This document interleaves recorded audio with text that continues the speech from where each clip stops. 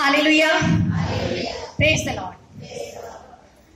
परमपिता परमेश्वर, प्रभु यीशु और पवित्र आत्मा का मैं धन्यवाद करती हूँ कि आज इस पवित्र कलीसिया में मुझे प्रभु के वचनों को बांटने का ये सुनहरा मौका मिला है।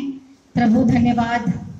मैं प्रभु को प्रार्थना करती हूँ कि आज मैं यहाँ पर जो भी बोलूँ वो हर एक शब्द प्रभु की ओर से, जुबान मेरी और शब्द प्रभु के हो, ऐसा आशीर्वाद प्रभु मुझे दे।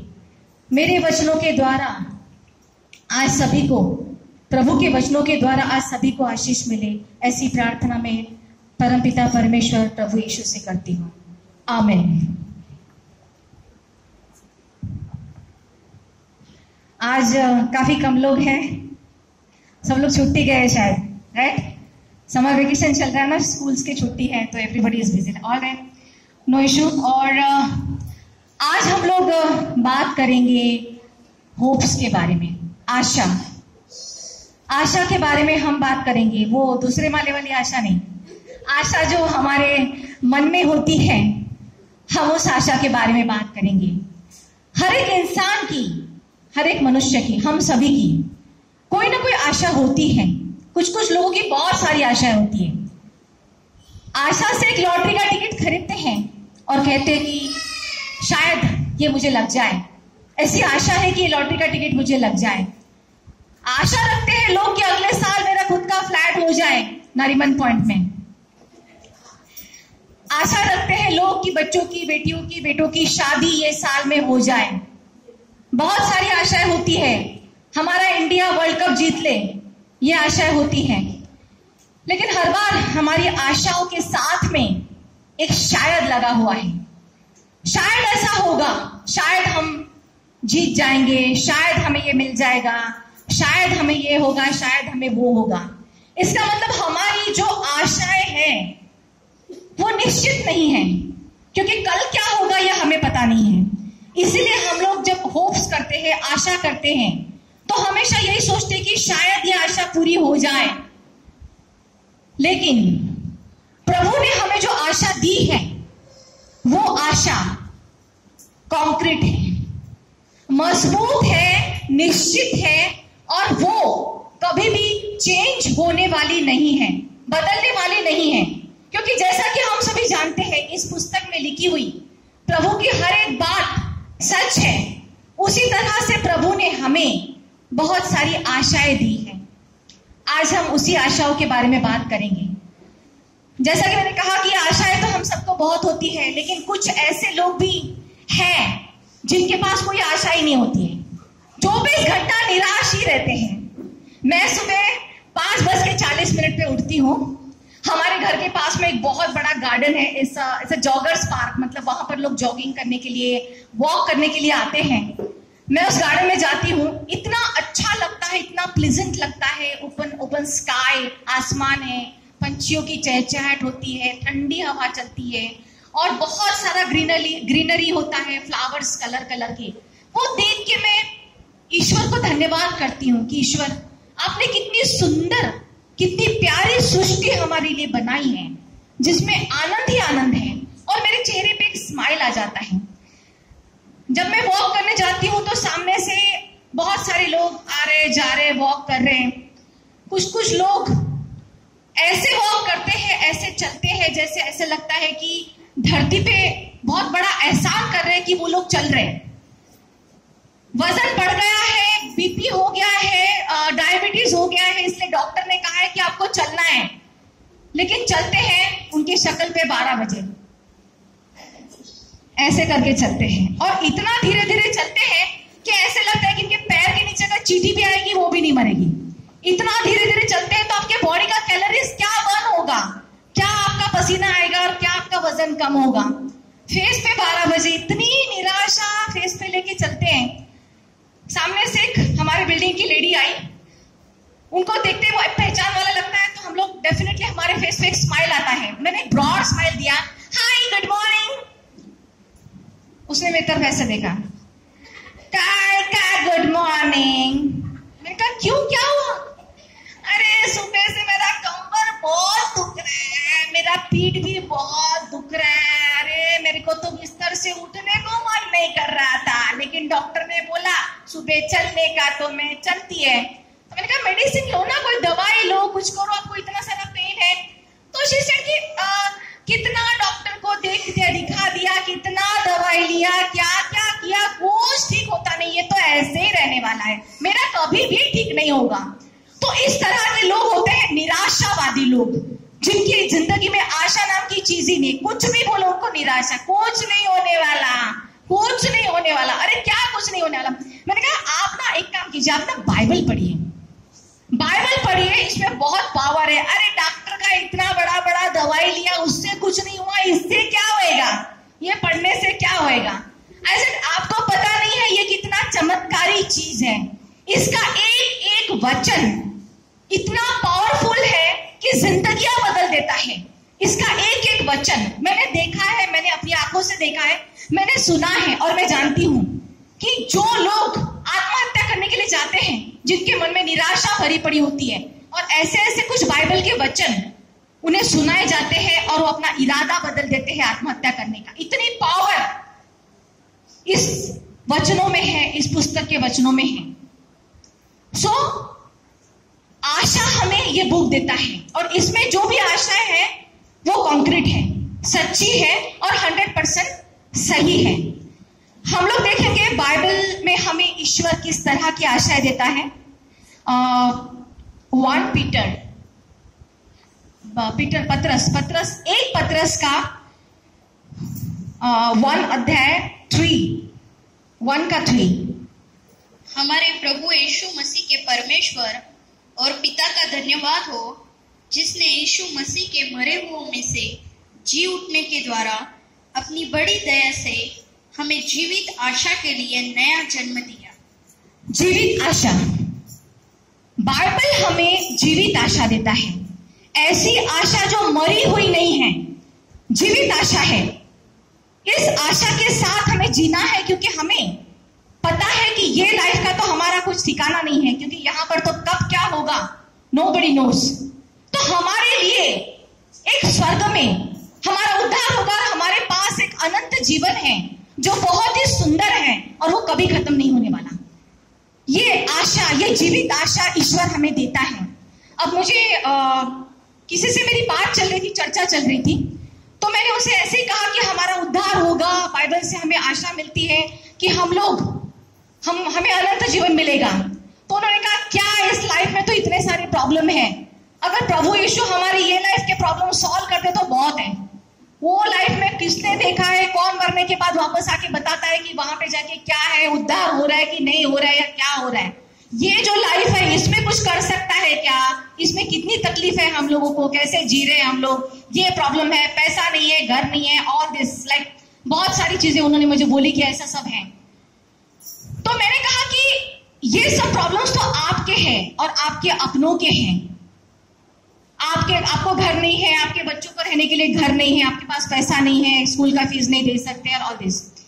लेकिन प्रभु यीशु ने जो दुख उठाए, जो क्रॉस पे कीले उन पे ठोके गए, कांटों का मुकुट उनको पहनाया गया, कितना पेन, कितनी तकलीफ उन्होंने उठाई है, खुद के लिए नहीं, हमारे लिए, हमारे पापों के लिए। चलो हमारे अच्छाई के लिए नहीं, हमने जो पाप किए, इतने बड़े बड़े अपराध किए, उसके लिए प्रभु यीशु ने अपने आप को पनिश किया, अपने आप को सैक्रिफाइस किया।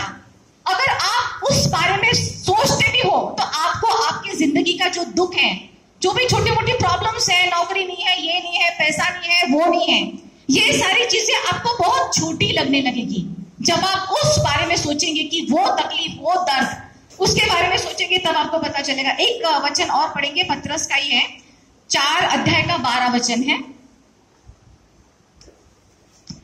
हे प्रियो, जो दुख रूपी अग्नि तुम्हारे परखने के लिए तुम में भड़की है, इससे यह समझकर अचंभा न करो कि कोई अनोखी बात तुम पर बीत रही है। हाँ, उसके आगे भी है, ईश्वर जांचता है कि हमारी आशा जीवित है या नहीं। ईश्वर देखना चाहता है कि ईश्वर ने जो जीवित आशा हमें दी है वो हमारे अंदर जीवित है या नहीं है। इसीलिए ईश्वर हमें दुख देता है, कई बार हमें परखता है, और देखना चाहता है कि हमारी आशा जीवित है या नहीं है। तो हमें पूरे मन से आशाओं पर जो परमेश्वर ने हमें दी है ध्यान लगाना है। एक और हम लोग वचन पढ़ेंगे, थिस्सलुनीयंस 5 अध्याय का 8वां वचन। थिस्सलुनीयन आई थिंक पहला, 5:8। पर हम जो दीन के हैं, विश्वास और प्रेम के झिलम पहनकर और उद्धार की आशा का टोप पहनकर सावधान रहे। क्या कहा है? कैसी आशा दी है? पहले हमें जीवित आशा दी है और इस बार हमें सेविंग होप्स, उद्धार की आशा दी है। हमारा उद्धार होगा, इस बात की आशा दी है ईश्वर ने, और ईश्वर की दी हुई कोई भी आशा झूठ नहीं हो सकती है। और किस तरह से हमें उद्धार की आशा रखनी है? विश्वास और प्रेम की झिलम पहनकर। झिलम क्या होता है? सॉरी, झिलम। झिलम का जो मैंने डिक्शनरी में मीनिंग देखा था वो था कि चोला, मतलब एक ड्रेस, या जैसे इन्होंने बताया है कि झिलम मतलब जो वॉर में जाते हैं तो उनको भाला या तलवार लगे नहीं, उसके लिए जो पहनते हैं, दैट इज फॉर प्रोटेक्शन। आपके प्रोटेक्शन के लिए, आपके सुरक्षा के लिए जो पहनते हैं, वो झिलम आपको पहननी है। किस चीज की? विश्वास और प्रेम की। विश्वास और प्रेम की झिलम पहननी है। विश्वास हमें रखना है कि ईश्वर ने जो हमें आशा दी है, हमारे उद्धार की आशा, वो सच होगी। और प्रेम हमें प्रभु से करना है। प्रभु से हमें ऐसा प्रेम करना है जिसमें कोई स्वार्थ ना हो। प्रभु से हमें प्रेम करना है इसलिए क्योंकि वो प्रभु है, वो सर्वोत्कृष्ट है और वो सामर्थ्यशाली है। वो हमारी जिंदगियों को कंट्रोल में रखने की ताकत रखता है। उसने हमें बनाया है, वो हमसे प्रेम करता है और वो सामर्थ्यशाली है। हमें उसे इसलिए प्रेम करना है क्योंकि वो प्रभु है। इसलिए प्रेम नहीं करना है कि वो हमारे लिए क्या करता है। पहला ये बोल कि तू हमारे लिए क्या कर रहा है, हमारा कौन सा प्रॉब्लम तू सॉल्व कर रहा है। अगर प्रॉब्लम सॉल्व किया तो चल हम प्रभु को प्रेम करेंगे, नहीं तो नहीं करेंगे। ऐसा नहीं होना चाहिए। निस्वार्थी भाव से हमें ईश्वर को प्रेम करना है, विश्वास रखना है, विश्वास और प्रेम की झिलम पहननी है, और सबसे इंपॉर्टेंट उद्धार की आशा का टोप पहनना है। आपको पता है कि हम लोग बाइक जो भी चलाते हैं रास्ते पे, तो हेलमेट पहनना कंपलसरी होता है, जो भी बाइक चलाते हैं। क्योंकि ऐसा है कि अगर बाइक का एक्सीडेंट हुआ, हाथ पैर टूटा, टंगड़ी टूटा, तो भी उसको रिपेयर हो सकता है। लेकिन सर जो हेड है, इसको अगर इंजरी होती है तो इंसान ऑन द स्पॉट मर जाता है। क्योंकि यहाँ पर हमारा हेडक्वार्टर है, हमारा सबसे इंपॉर्टेंट पार्ट है हमारा ब्रेन, और ब्रेन को सबसे ज्यादा प्रोटेक्शन की जरूरत होती है। ब्रेन को प्रोटेक्ट करना है, हमारे बुद्धि, मेंदू क्या बोलते हैं उसको, मेंदू को प्रोटेक्ट करना है। बिकॉज बुरे बुरे विचार उसी में आएंगे, पाप मन में आएगा और बहुत सारी बुरी चीज, बुरे विचार उसमें आएंगे। इसीलिए हमको जो है हेड को प्रोटेक्ट करना है उद्धार की आशा के साथ। उद्धार की आशा का टोप पहनना है, और हमें अपने पानी,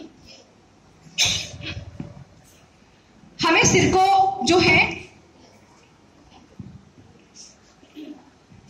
और इसके बाद हम वचन पढ़ेंगे हिब्रूज का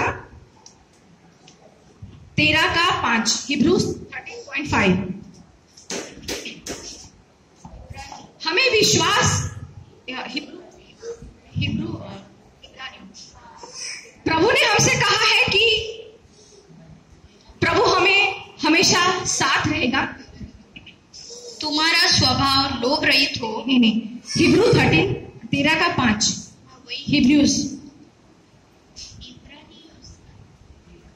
हिब्रूज क्या होता है? हिब्रूज इब्रानियों 13:5 है, मैं तुझे कभी न त्यागूंगा, मैं तुझे कभी न छोड़ूंगा। ओके, तुम्हारा स्वभाव लोभ रहित हो और जो तुम्हारे पास है उसी पर संतोष करो, क्योंकि उसने आप ही कहा है, मैं तुझे कभी न छोड़ूंगा और न कभी तुझे त्यागूंगा। राइट। जब ईश्वर ने आपसे कहा है कि वो आपको कभी नहीं छोड़ेगा और आपको कभी नहीं त्यागेगा, तो हमें उस बात पे विश्वास करना है और उद्धार की आशा को अपने अंदर जीवित रखना है। उसके बाद ईश्वर जिस तरह की आशा देता है उसे हम कहेंगे श्योर होप, स्थिर और दृढ़ आशा। हिब्रूज का, इब्रानियों का अगेन है 6 का अध्याय 6 वचन 19 वचन। वह आशा हमारे प्राण के लिए ऐसा लंगर है जो स्थिर और दृढ़ है और पर्दे के भीतर तक पहुंचता है। लंगर का मतलब सभी लोग जानते हैं। आई थिंक क्या होता है लंगर? एनीबडी नोज लंगर क्या होता है? प्रभु ने कहा है वो आशा हमारे प्राण के लिए एक ऐसा लंगर है। लंगर मतलब एंकर मतलब जो जहाज बड़े बड़े समंदर में होते हैं, उस जहाज को स्थिर करने के लिए उसके नीचे एक लंगर डाला जाता है जिसमें ऐसे 3 एरो होते हैं और उसमें वजन रहता है। वो वजन के सहारे जो जहाज पानी के अंदर पूरी तरह से स्थिर रहता है। जब जहाज किनारे पे लगता है तो किनारे से वो हटे नहीं, इसलिए भी जहाज में लंगर डालते हैं। समंदर में बहुत बड़े बड़े तूफान आते हैं, उस वक्त लंगर डालते हैं ताकि उस तूफान में वो जहाज ऐसे डामाडोल ना हो, क्योंकि लहरें बहुत ऊपर नीचे आती है। सिस्टर ने उस दिन बोला था, बहुत अच्छा प्रीचिंग किया था सिस्टर ने, कि जीवन के उतार चढ़ाव हमारी जिंदगी में एक जैसा टाइम नहीं रहता है। बहुत अच्छा बोला था सिस्टर ने कि उतार चढ़ाव, कभी दुख आता है कभी सुख आता है। उसी तरह से हमारे जो जीवन की जो नैया है वो उतार चढ़ाव में समंदर की लहरों के साथ गिरती रहती है। और ऐसे में क्या होता है कि जब दुख आता है, विपत्ति आती है, तो दिमाग को ठंडा रखना और दिमाग के विचारों को कंट्रोल करना बहुत मुश्किल होता है, बहुत ज्यादा मुश्किल होता है। क्योंकि जब पतन आता है लाइफ में, जब बुरा टाइम आता है, तो लोग हमेशा पतन की तरफ, बुराई की तरफ बढ़ते हैं। ऐसा हमेशा होता है। तभी विश्वास, प्रेम, प्रभु का ये कुछ नहीं टिकता है। तभी सबसे बुराई जो पहले होती है कि आज मेरा मूड बहुत होता है कि पतन की तरफ हमारा जो जैसे होता है ना ग्रेविटी, हमारा जो धरती का नियम है, गुरुत्वाकर्षण, कोई भी चीज यहां से फेंको तो नीचे गिरती है, ऊपर नहीं जाती है। वही इंसान का नेचर है। ऊपर से जब वो गिरता है तो सीधा नीचे खड्डे में जाता है, वो उछलता नहीं है, पंछी की तरह उड़ता नहीं है। तो ये हमारा बेसिक नेचर है कि हमारा बुराई की तरफ झुकाव हमेशा ऐसा रहता है कि चलो बुराई की तरफ ही बढ़ते हैं, बड़ा अच्छा लगता है बुराई की तरफ बढ़ना। तो ईश्वर का विश्वास जो है, जो आशा है, वो एक ऐसा लंगर है, दृढ़ आशा, मतलब ऐसा लंगर है जो हमें बुराई की तरफ नहीं बढ़ने देता है। चाहे जीवन में जितने भी उतार चढ़ाव आए, हमें स्थिर रखता है, हमें स्थिर रहना है, क्योंकि ईश्वर ने हमें श्योर होप्स दिया है, बिल्कुल 100% निश्चित हमें होप दिया है, स्थिर और दृढ़ आशा हमें दी है। ऐसा लंगर जो स्थिर और दृढ़ है और पर्दे के भीतर तक पहुंचता है। पर्दे के भीतर मतलब हमारी आत्मा तक। ऐसी आशा है जो हमारी आत्मा तक पहुंचती है, क्योंकि ये ईश्वर की ओर से आई हुई आशा है और वहां हमें वो स्थिर करती है। ओके, इसके बाद हम पढ़ेंगे 2 थिस्सलुनियंस का 2 थिस्सलुनियंस का 2 अध्याय 16 वचन। हमारा प्रभु यीशु मसीह आप ही और हमारा पिता परमेश्वर, जिसने हमसे प्रेम रखा और अनुग्रह से अनंत शांति और उत्तम आशा दी है। उत्तम आशा दी है ईश्वर ने हमें, क्योंकि ईश्वर की ओर से आने वाली कोई भी चीज बुरी नहीं हो सकती है। वो हमेशा उत्तम है, द बेस्ट है, उसके ऊपर कुछ नहीं है। ईश्वर की हर चीज उत्तम है, उसके आगे कुछ भी नहीं है। और ईश्वर ने हमें अनंत जीवन की आशा दी है। अनंत जीवन, ऐसा जीवन जो द बेस्ट है। जैसा हमने देखा है, मतलब पढ़ा है, मैंने तो पूरी बाइबल अभी तक पढ़ी नहीं है, अभी पढ़ रही हूँ, कोशिश कर रही हूँ पढ़ने की, समझने की, बट बाइबल से रिलेटेड बुक्स मैं पढ़ती रहती हूँ।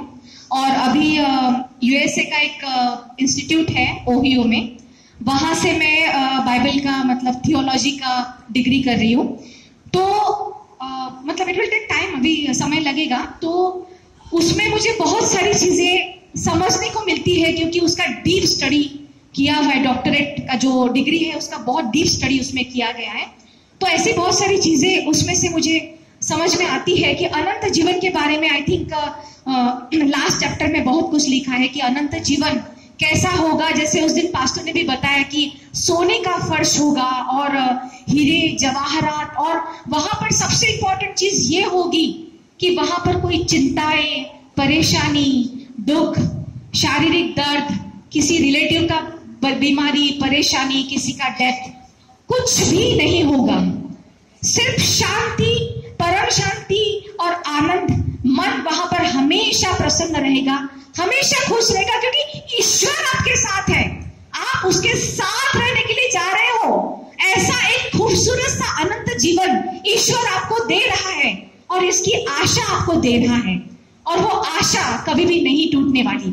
ईश्वर ने आज तक कभी ये कहा है आपसे कि आप वो कौन सा वर्ड है कि खटखटाओ तो तुम्हारे लिए खोला जाएगा, मांगो तो तुम्हें मिलेगा। ईश्वर ने क्या आपको ऐसा कहा है कि खटखटाओ, देखता हूं मैं, खोलूंगा तो खोलूंगा, शायद नहीं तो नहीं। 100% है कि ये है, मैं करूंगा मतलब करूंगा। ईश्वर ने अगर आशा दी है तो दी है, वो आशा कभी भी झूठ नहीं हो सकती। शायद दूंगा, ऐसा कभी बोला है कि अनंत जीवन के लिए आप सब करो, कोई सारी बुराइयां छोड़ दो, विश्वास रखो, मुझे प्रेम करो। अब अनंत जीवन देने का जब टाइम आया तो मैं देखता हूं, मैं सोचता हूं, मैं भक्ति हूं, कभी बोला है? He said that? No, never say, क्योंकि ईश्वर हमेशा परफेक्ट कॉन्क्रीट चीज कहते हैं। तो हमें जो है अनंत जीवन की एक उत्तम आशा ईश्वर ने दी है। इसके अलावा रोमन्स हम पढ़ेंगे, रोमन्स का 8 अध्याय का 24 वचन हम पढ़ेंगे। इसमें हम देखेंगे कि ईश्वर ने हमें किस तरह की आशा दी है। अभी तक हमने देखा ईश्वर ने हमें जीवित आशा दी है। इस आशा के द्वारा हमारा उद्धार हुआ है, परंतु जिस वस्तु की आशा की जाती है जब वह देखने में आए तो फिर आशा कहाँ रही, क्योंकि जिस वस्तु को कोई देख रहा है उसकी आशा क्या करेगा। समझ आया कि हमने जिस चीज को देखा है, अब मुझे जैसे मैंने बताया नरीमन पॉइंट में फ्लैट लेना है, मैं गई, मैंने देखा, अच्छा है, टेरेस फ्लैट है, बड़ा है, ये है, वो है, ठीक है, इसका बजट बहुत ज्यादा है, मेरे को नहीं मिल सकता, तो मैं उसकी आशा करूंगी? नहीं करूंगी ना, डेफिनेटली नहीं करूंगी। तो जो चीज हमने देखी है, हमें पता है ये चीज क्या है, तो उसकी आशा हम लोग कर ही नहीं सकते हैं। तो ये आशा जो है, दिस इज अनसीन होप, जिसे हमने कभी देखा ही नहीं है, क्योंकि जो चीज हमने देखी नहीं है हमेशा उसका एक अट्रैक्शन हमें रहता है कि वो कैसी होगी, अनंत जीवन कैसा होगा। किसी ने कहा है सोने का फर्श होगा, हीरे जवाहरात होंगे, ये होगा, वो होगा। ये बात तो हम जानते हैं कि डेफिनेटली अनंत जीवन द बेस्ट होगा, बहुत ही अच्छा होगा, ईश्वर के साथ होगा। लेकिन उस अनंत जीवन में एग्जैक्टली क्या होगा ये बात हम नहीं जानते हैं। इसलिए हमें उस चीज का बहुत ज्यादा अट्रैक्शन है कि कैसे होगा अनंत जीवन, और उसे पाने की लालसा हर एक के मन में है। क्योंकि जो चीज मिल जाती है, जो चीज दिख जाती है, सामने आ जाती है, फिर उसका कोई आशा, कोई अट्रैक्शन हमें नहीं रहता है। इसीलिए ईश्वर ने हमें जो आशा दी है वो अनसीन है, जो कभी देखी हुई नहीं है, ऐसी आशा हमें दी है। अभी हम लोगों का जो इमेजिनेशन है, एक बुद्धि की विचार करने की जो शक्ति है, वो बहुत लिमिटेड है।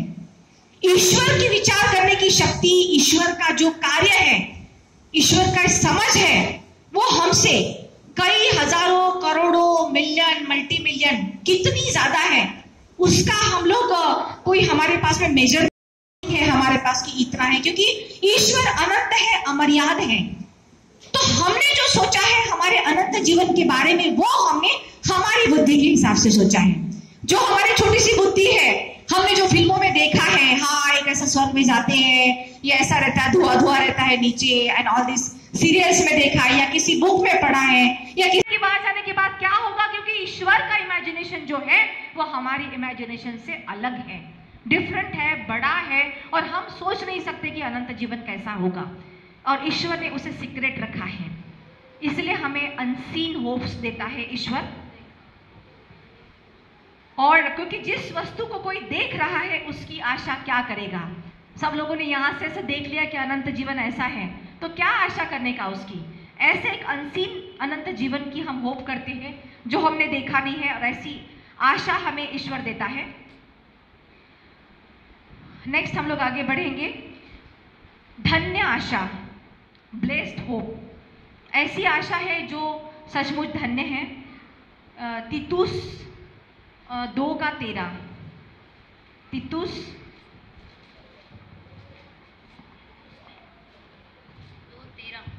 2:13। और उस धन्य आशा की अर्थात अपने महान परमेश्वर और उद्धारकर्ता यीशु मसीह की महिमा प्रकट होने की बाट जोहते रहे। धन्य आशा, और उस धन्य आशा की अर्थात अपने महान परमेश्वर और उद्धारकर्ता महिमा प्रकट होने की बाट जोहते रहे। प्रभु यीशु ने हमसे कहा था कि प्रभु यीशु इस संसार में वापस आएंगे सबका उद्धार करने के लिए, और हम सभी यीशु मसीह का इंतजार कर रहे हैं। कितने लोग इंतजार कर रहे हैं? एवरीबॉडी। हमें पता है क्योंकि हम लोग मसीह हैं, हम यीशु को विश्वास करते हैं, हमारी आशा प्रभु यीशु से है, और हमें पता है कि ईश्वर ने हमसे झूठ नहीं बोला है। ईश्वर आएगा, प्रभु यीशु जरूर आएंगे हमारे लिए, हमें अनंत जीवन देने के लिए। प्रभु यीशु का कैसा होगा इसके बारे में कोई नहीं जानता है। कब की तो कोई हमारे पास में डेट उसका कोई फिक्स नहीं है, क्योंकि ये सारे रहस्य ईश्वर तक लिमिटेड है। ये सारी बातें जानने का हमें अधिकार नहीं है। ये सिर्फ ईश्वर जानता है कि प्रभु यीशु कब वापस आएंगे, कब हमें अनंत जीवन मिलेगा। लेकिन ये बात पक्का है कि अनंत जीवन हमें जरूर मिलेगा, हमारा उद्धार होगा, क्योंकि हम प्रभु के जन हैं, हम प्रभु की संतानें हैं, हम प्रभु यीशु पर विश्वास रखते हैं, हम प्रभु यीशु से प्रेम करते हैं, और हमारा उद्धार जरूर होगा। ये धन्य आशा ईश्वर हमें देता है। अब मैं सोचती हूँ कि मेरे घर में यूज साइज का एक बड़ा वॉल साइज का टीवी आ जाए, मैं ऐसी आशा करती हूँ। मेरी आशा धन्य है? क्या मेरी आशा धन्य है? मैं सोचती हूँ कि मुझे कहीं से 5-10 करोड़ आ जाए तो मेरे एक्स्ट्रा एक्सपेंसेस कहीं से निकल जाए। आशा है मुझे कहीं ना कहीं से तो आएगा, थोड़ा ट्राई करूंगी तो आ जाएगा। क्या मेरी आशा धन्य है? नहीं है। इस तरह की आशा जो हम लोग इस वर्ल्डली लाइफ के बारे में करते हैं, ये सारी आशाएं धन्य नहीं हैं। लेकिन ईश्वर ने जो हमें आशा दी है वो धन्य है। धन्य आशा के बाद हम लोग लास्ट चैप्टर की तरफ जाएंगे, दैट इज तीतुस का अगेन, तीतुस में 3:7, जिससे हम उसके अनुग्रह से धर्मी ठहरकर अनंत जीवन की आशा के अनुसार वारिस बने। अनंत आशा ईश्वर ने हमें दी है, जिससे हम उसके अनुग्रह से धर्मी ठहरकर अनंत जीवन की आशा के अनुसार वारिस बने। हम वारिस हैं, ईश्वर की संतानें हैं, हम लोग अनंत जीवन के वारिस हैं। हम सब जानते हैं कि ईश्वर परमेश्वर यहोवा हमारे सारे पापों से इतने नाराज थे, इतने गुस्सा थे कि हम सबको नष्ट करने के बारे में उन्होंने सोचा था, पृथ्वी को फिर से एक बार नष्ट करने के बारे में सोचा था। लेकिन प्रभु यीशु ने हमारे सबके पापों के लिए जो उन्होंने सैक्रिफाइस किया, बलिदान किया, उसकी वजह से आज हम लोग पापों से मुक्त हैं। लेकिन अभी भी हम लोग पाप करना नहीं छोड़ते हैं, पापों से सने हुए हम लोग। कितना भी कहे, मैं खुद अपने बारे में बताती हूँ, हम सोचते हैं लेकिन कम से कम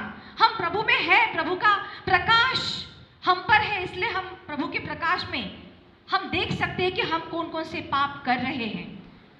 जब तक हम प्रभु में नहीं आते हैं, या ऐसे बहुत सारे लोग हैं, जैसे अभी सिस्टर ने बताया कि वो रिक्शा वाला शिवाजी महाराज की बातें कर रहा था या जो भी कर रहा था, तो जो कॉन्सेप्ट है वो ही गलत है, और वो लोग उस कॉन्सेप्ट से बाहर आने के लिए तैयार ही नहीं है।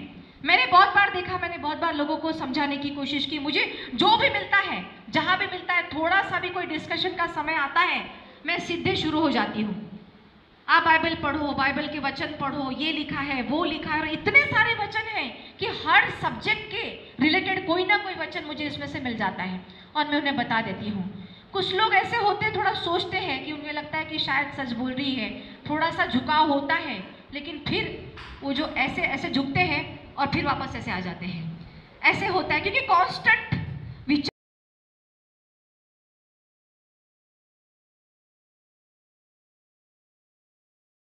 वाले हैं कि हम प्रभु के प्रकाश में हैं और हम देख रहे हैं कि हमारे हाथों से क्या क्या पाप हो रहे हैं जाने अनजाने में, और हम कोशिश करते हैं कि वो पाप हम ना करें, और ये भी कोशिश करते हैं कि अगर दिन में कोई पाप हो जाता है गलती से, तो हम शाम को सोने से पहले ईश्वर से क्षमा मांग लेते हैं। और हमारा दयालु प्रभु ऐसा है कि वो सारे पापों की क्षमा कर देता है। कंडीशन सिर्फ एक ही है कि मन में से स्वार्थ निकाल दो, प्रभु को निस्वार्थ प्रेम करो, विश्वास रखो प्रभु पर, और उसकी हर एक बात और हर एक वचनों को पढ़ो, प्रार्थना करो। यही एक कंडीशन है, इसके अलावा ईश्वर की कोई कंडीशन नहीं, क्योंकि हम लोगों की कोई औकात नहीं है कि हम लोग ईश्वर को कुछ दें सिवाय प्रार्थना के। हमारे पास क्या है? जो भी है सब प्रभु यीशु की मर्जी से, उनकी इच्छा से हम लोग जी रहे हैं। हमारी जिंदगी का एक एक सांस जो हम लोग ले रहे हैं प्रभु यीशु की इच्छा से हो रहा है। तो हमारे पास प्रभु यीशु को देने के लिए कुछ भी नहीं है, हम लोग भिखारी है, कुछ भी नहीं है हमारे पास में, हमारा अपना कुछ भी नहीं है। तो हमें सिर्फ एक ही चीज देनी है कि विश्वास, आशा रखनी है, और प्रभु यीशु को निस्वार्थ भाव से, बगैर किसी मतलब से प्रेम करना है। बस इतना ही है। और इसलिए हमें एटर्नल होप, जो अनंत जीवन की आशा जो है, वो बनाए रखनी है। मैं एक बार फिर से बता देती हूँ शुरू से कि हम लोगों ने कितनी आशाएं हमें बाइबल से मिलती है। लिविंग होप, जीवित आशा, सेविंग होप, उद्धार की आशा, श्योर होप, स्थिर और दृढ़ आशा, उत्तम आशा, अनसीन होप्स, जो कभी देखी नहीं है, जिसे कभी देखा नहीं है, ऐसी आशाएं, धन्य आशा, और इटर्नल होप, अनंत जीवन की आशा। ये सारी आशाएं ईश्वर हमें देता है, और इन आशाओं पर हमें कायम रहना है।